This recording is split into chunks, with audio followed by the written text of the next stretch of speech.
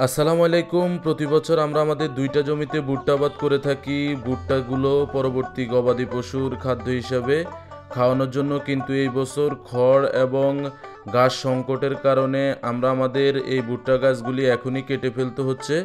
কারণ গবাদি পশুর এই বছর ঘাস বন্যার কারণে সবগুলি জমিতে ঘাস নষ্ট হয়ে যাওয়ার কারণে আমরা এখন ভুট্টাগুলি খাওয়ানো লাগছে।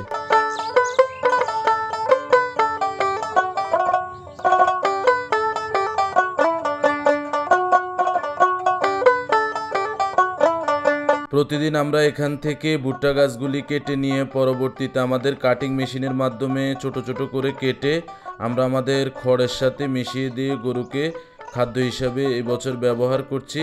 আমাদের এই ভুট্টা গাছগুলিতে অনেক বড় বড় অলরেডি ভুট্টার ছড়া চলে এসেছে, কিন্তু তারপরেও আমাদের গরু যেহেতু পালন করতে হয়, গরুকে খাবারের জন্য এগুলোর মায়া না করেও এবার এগুলি কেটে ফেলতে হচ্ছে।